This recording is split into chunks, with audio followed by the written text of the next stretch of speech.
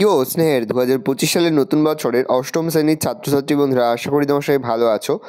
আজ আমরা যে বিষয়টি নিয়ে আলোচনা করবো, অষ্টম শ্রেণীর ফার্স্ট সামেটিভ অর্থাৎ প্রথম পর্যায়ক্রমিক মূল্যায়নের বাংলার সিলেবাস, প্রশ্নপত্র এবং নমুনা প্রশ্নপত্র নিয়ে। প্রথমে তোমরা সিলেবাসটা দেখে নাও, কী কী বিষয় তোমাদের ফার্স্ট সামেটিভ অর্থাৎ প্রথম পর্যায়ক্রমিক মূল্যায়নে থাকবে। তোমাদের থাকবে সাহিত্যমেলা বই থেকে বোঝাপড়া, অদ্ভুত আতিথেয়তা, চন্দ্রগুপ্ত, বনভোজনের ব্যাপার, সবুজ জামা চিঠি, পরবাসী, পথ চলতে একটি চড়ুই পাখি।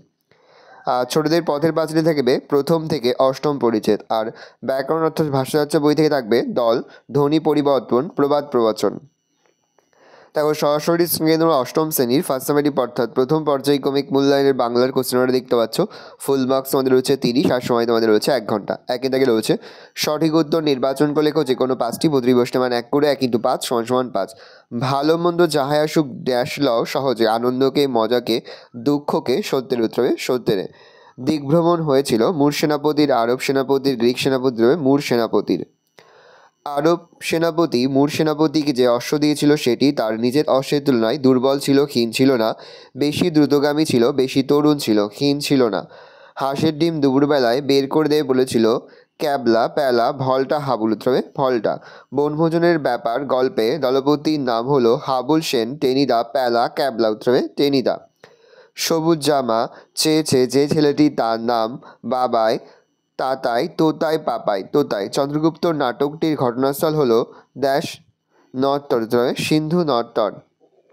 রাতের আলোয় থেকে থেকে জলে চোখ, ময়ূরের, খরগোশের, চিতার, হরিণের, খরগোশের। ব্যাকরণের দল শব্দটির অর্থ অক্ষর, পাপড়ি, জনতা, বর্ণ সমষ্টি। প্রিন্টিং মিস্টেক আছে, দল শব্দের অর্থ হচ্ছে অক্ষর, তোমরা ঠিক করে নেবে। রাখিয়া থেকে রাইখা থেকে রেখে ক্ষেত্রে ঘটেছে ধ্বনি বিপর্যয়, মধ্যস্বরলোপ, অন্তঃস্বরলোপ, অভিশ্রুতি, উত্তরে অভিশ্রুতি। 2 থেকে রয়েছে নিচের প্রশ্নগুলির উত্তর দাও যে কোনো 10টি, প্রতিটি প্রশ্নের মান 1 করে 1 × 10 = 10। মরণিলে হঠাৎ দেখি মরার চেয়ে বাঁচাই ভালো, ব্যাখ্যা করো। জীবনের দুঃখ কষ্ট সহ্য করতে না পেরে মানুষ অনেক সময় মৃত্যু কামনা করে, কিন্তু যখন মৃত্যুর মুখোমুখি হয় তখন তার এই উপলব্ধি হয় যে মৃত্যুর চেয়ে জীবন অনেক বেশি সুন্দর। উভয় সেনাপতির কথোপকথন হইতে লাগলো। উভয় সেনাপতি বলতে এখানে কাদের কথা বলা হয়েছে? উভয় সেনাপতি বলতে এখানে মূর সেনাপতি, আরব সেনাপতির কথা বলা হয়েছে। রাজার প্রতি রাজার আচরণ। উদ্ধৃতাংশের বক্তাকে। উদ্ধৃতাংশের বক্তা ভারতীয় রাজা পুরু। বনভোজনের উদ্যোগ কাদের মধ্যে দেখা গিয়েছিল? বনভোজনের উদ্যোগ দেখা গিয়েছিল হাবুল, প্যালারাম, ক্যাবলা আর টেনিদার মধ্যে। বনভোজনের জায়গা কোথায় ঠিক হয়েছিল? ক্যাবলার মামার বাড়িতে কাছে একটা বাগান বাড়িতে বনভোজনের জায়গা ঠিক হয়েছিল। জায়গাটা বাগুইয়াটি আরও 4টে স্টেশন পড়ে। স্টেশন থেকে নেমে মাইল খানেকের পায়ে হাঁটা পথ পেরোলেই পৌঁছানো যাবে সেই বাগান বাড়িতে। সবুজ গাছেরা কোন পতঙ্গ পছন্দ করে? সবুজ গাছেরা প্রজাপতি, মৌমাছির মতো পতঙ্গদের পছন্দ করে। কুঠির মাঠ দেখতে যাওয়ার পথে কি দেখে অপু সব থেকে বেশি অবাক হয়েছিল? কুঠির মাঠ দেখতে যাওয়ার পথে জীবন্ত খরগোশে লাফিয়ে যেতে দেখে অপু সব থেকে বেশি অবাক হয়েছিল। আলকুশি কি? আলকুশি হলো হুলের মতো আলযুক্ত লতা গাছ। অপুর বাবা ও মায়ের নাম কি? অপুর বাবার নাম হরিহর, মায়ের নাম হচ্ছে সর্বজয়া। অপুর বাবার সাথে সরস্বতী পূজার বিকালে কোন পাখি দেখতে গিয়েছিল? সরস্বতী পূজার বিকালে অপু বাবা ও কয়েকজন প্রতিবেশীর সঙ্গে নীলকণ্ঠ পাখি দেখতে গিয়েছিল। দল কাকে বলে? যে ক্ষুদ্রতম ধ্বনিগুচ্ছ নিঃশ্বাসের এক ধাক্কাতে একসঙ্গে উচ্চারিত হতে পারে এবং যাতে একটিমাত্র স্বরধ্বনি থাকে তাকে দল বলে। শূন্য কলসির আওয়াজ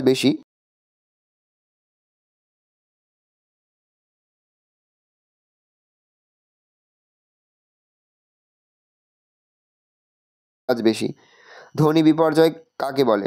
বা ধ্বনি বিপর্যয় বলতে কি বোঝো? উচ্চারণের সময় কোনো কোনো ধ্বনির স্থান বদলে গেলে তাকে ধ্বনি বিপর্যয় বলে। যেমন পিশ্বাস থেকে পিশ্বাস, বাস্ক থেকে বাস্ক, তলোয়ার থেকে তরোয়াল, হ্রদ থেকে দহ, ট্যাস্কি থেকে ট্যাস্কি ইত্যাদি।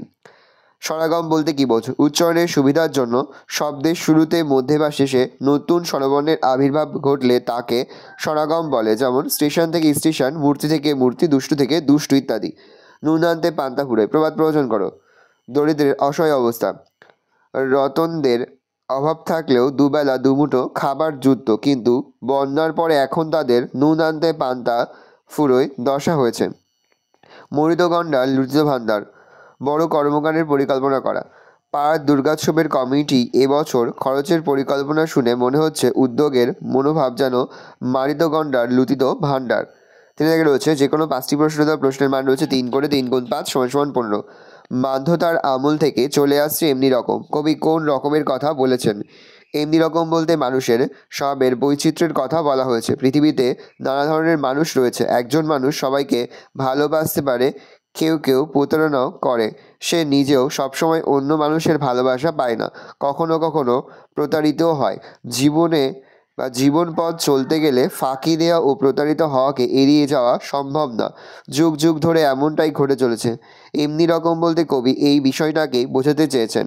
আর অনুসরণ করিতেছিলেন। কে কাকে অনুসরণ করেছিলেন, তার এই অনুসরণের কারণ কি? ঈশ্বরচন্দ্র বিদ্যাসাগরের অদ্ভুত আতিথেয়তা গদ্যে আরব সেনাপতি মূর সেনাপতিকে অনুসরণ করছিলেন। অনুসরণের কারণ: আরব সেনাপতি জানতে পেরেছিলেন যে তার অতিথি মূর সেনাপতি তার পিতার হত্যাকারী, কিন্তু অতিথির ক্ষতিসাধন আরবদের ধর্মবিরুদ্ধ কাজ। তাই নির্বিঘ্নে রাত কাটানোর পর মূর সেনাপতি যখন আরব সেনাপতির কাছ থেকে বিদায় নিয়ে নিজের শিবিরের দিকে রওনা দিলেন, তখন পিতৃহত্যার প্রতিশোধ গ্রহণের জন্য তিনি মূর সেনাপতিকে অনুসরণ করেছিলেন। মাছের কালিয়া 3টে বেজে গেল। মাছের কালিয়া সম্পর্কে এরকম বলার কারণ কি? কোনো কিছুর 12টা বাজা বলতে সেটি সর্বনাশ বোঝায়। মাছের কালিয়ার ভীষণ খারাপ অবস্থা বোঝাতেই ক্যাবলা 12টার বদলে 3টে বেজে গেল ঘোষণা করেছিল। আসলে বনভোজনে প্যালার দায়িত্ব ছিল পোনা মাছের কালিয়া রান্না করা। ক্যাবলা মা মাছ কেটে ধুয়ে নুন মাখিয়ে দিয়েছিল। প্যালা কড়াইতে তেল ঢেলে দিয়ে গরম হওয়ার আগেই তাতে মাছ ছেড়ে দেয়। ফলে কাঁচা তেলে মাছ দেওয়ায় তা ভেঙে চৌচির হয়ে হালুয়ায় পরিণত হয়। তাই ক্যাবলা মাছের কালিয়া সম্পর্কে এরূপ মন্তব্য করেন। কি বিচিত্র এ দেশ! বক্তার চোখে এই দেশের বৈচিত্র্য কিভাবে ধরা পড়েছে। সুদূর গ্রিক দেশ থেকে আসা সেকেন্দার ভারতের প্রাকৃতিক বৈচিত্র্য দেখে বিস্মিত হয়ে যান। তার মনে হয়েছে দিনের সূর্যের প্রচণ্ড তেজ গাঢ় নীল আকাশকে যেন পুড়িয়ে দিয়ে যায়, আবার রাত্রের চাঁদের স্নিগ্ধ শুভ্র জ্যোৎস্না যেন আকাশে স্নান করিয়ে দেয়। বর্ষাকালে ঘন মেঘের দল গুরুগম্ভীর গর্জন করে আকাশ ছেয়ে রাখে। এই ভূখণ্ডের একদিকে বিরাজ করছে হিমালয়ের আকাশ ছোঁয়া বরফের চূড়া, অন্যদিকে এদেশের নদ নদী প্রাণের আনন্দ জাগিয়ে ছুটে চলেছে। তোতাইবাবু সবুজ জামা চাই কেন? তোতাইবাবু সবুজ জামা পরলে কী কী ঘটনা ঘটবে? গাছের মতো সবুজ ও প্রাণবন্ত হয়ে উঠতে চাই বলে তোতাইবাবু সবুজ জামা চায়। তোতাই সবুজ জামা পরলে তার গায়ে প্রজাপতি এসে বসবে ও তার কোলের কাছে লাল নীল ফুল ঝরে পড়বে একটা দুটো করে। প্যালার রাজহাঁসের ডিম আনার ঘটনাটি বর্ণনা করো। প্যালা রাজহাঁসের ডিম আনতে গিয়ে ভন্টার বাড়িতে রাজহাঁস ছিল, কিন্তু সেই রাজহাঁস ডিম পাড়ে কি না তা জানতে 2 আনার পাঁঠার ঘুগনি আর ডজনখানেক ফুরলি ঘুষ দিতে হলো ভন্টাকে। এরপর দুপুরবেলা ভন্টার বাবা ও মেজদা অফিস চলে গেলে প্যালা গেল ভন্টাদের বাড়ি। ভন্টা তাকে নিয়ে গেল উঠোনে একপাশে রাখা ছিল সার কাঠের বাক্স, তার ভিতরে ছিল সার খুপড়ি। দুটো রাজহাঁস সেখানে ডিমে তা দিচ্ছিল। প্যালা ডিমের জন্য বাক্সের ভিতর হাত ঢোকাতেই একটা রাজহাঁস তার হাতে জোরসে কামড়ে দিল। যন্ত্রণায় প্যালা চিৎকার করে উঠলে ভন্টার মা সেখানে চলে আসেন। তখন হাতে রক্তের ধারা নিয়ে প্যালা কোনো রকমে সেখান থেকে পালিয়ে বাঁচেন। সিন্ধুমুনির হরিণ আহ্বান। কবি কিভাবে শুনেছেন? সিন্ধুমুনির হরিণ আহ্বান উল্লেখের মধ্যে দিয়ে কবি রামায়ণে উল্লেখিত সিন্ধুমুনির কাহিনীটি তুলে ধরেছেন।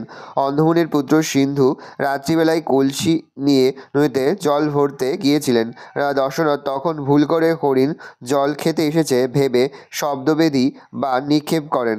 এর ফলে সিন্ধুমুনির মৃত্যু হয় এবং দশরথ অন্ধমুনির অভিশাপে পরবর্তীকালে পুত্রশোকে প্রাণ হারান। প্যারা চেঞ্জ করে লিখবে সিন্ধুমুনি নিজের অজ্ঞাতসারেই আপন মৃত্যুকে আহ্বান জানিয়েছিলেন। কবির মনে হয়েছে হরিণ একইভাবে তার জল খাওয়ার শব্দে আহ্বান জানিয়েছে চিতাবাঘকে, ফলে অনিবার্যভাবেই নিজের মৃত্যুকেও ডেকে এনেছে সে। মানে কি? লেখককে কারা কেন এক মস্ত আলেম ভেবেছিল? আলেম শব্দের অর্থ: আলেম বা আলিম শব্দের অর্থ হলো সর্বজ্ঞ পণ্ডিত ব্যক্তি, অর্থাৎ যিনি সব কিছু জানেন। প্যারা চেঞ্জ করে লিখবে উদ্দিষ্ট ব্যক্তিদের লেখককে মস্ত আলেম ভাবার কারণ। দেহরাদুন এক্সপ্রেসের 3য় শ্রেণীর কামরায় কাবুলিয়ারা সুনীতি কুমার চট্টোপাধ্যায়কে এক মস্ত আলেম ভেবেছিলেন। বাঙালি হলেও তিনি যেভাবে ফরাসি ভাষায় অত্যন্ত স্বাচ্ছন্দ্যের সাথে কথাবার্তা বলতে শুরু করেন, তাতে তারা হতভম্ব হয়ে পড়ে। তাদের ফরাসি জ্ঞানের অভাবের সুযোগ নিয়ে লেখক কথা বলতে গিয়ে সামান্য তাচ্ছিল্যের ভাব দেখিয়েছিলেন। তাদের মধ্যে একটি অল্পবয়সী ছেলে ফার্সি জানে বলে দাবি করে এবং সে লেখকের অভিপ্রায় জানতে চায়। লেখক জানান তিনি কলকাতা শহরে যাবেন, আর সেই কারণেই তিনি ওই কামরায় জায়গা পেতে চাইছেন। এই কথা শুনে খানিক দ্বিধার পর সেই ছেলেটি দলের অনুমতি পেয়ে লেখককে ভিতরে আসতে বলে। লেখকের এই ফার্সি জ্ঞানের কারণেই কাবুলিয়ারা তাকে এক মস্ত আলেম ভেবেছিলেন। চড়ুই পাখিটি কৌতূহলী কেন? আমার ঘরেই বাসা বাঁধে, বাসায় ফিরে কে কী করে? 1+2। চড়ুই পাখিটির কৌতূহলী হয়ে ওঠার কারণ হলো বাড়িটির নির্জনতা। বেশিরভাগ বাড়ি লোকজনে ভরা থাকে, কিন্তু কবির বাড়িটি নির্জন নিস্তব্ধ। বাড়িটিতে কবি বাস করলেও তিনি চুপচাপই থাকেন। তিনি না থাকলে বাড়িটি হয়ে ওঠে সম্পূর্ণ জনমানবহীন। তাই কবি কল্পনা করেন চড়ুই পাখিটি হয়তো তার বর্তমান ও ভবিষ্যৎ নিয়ে কৌতূহলী হয়ে ওঠে।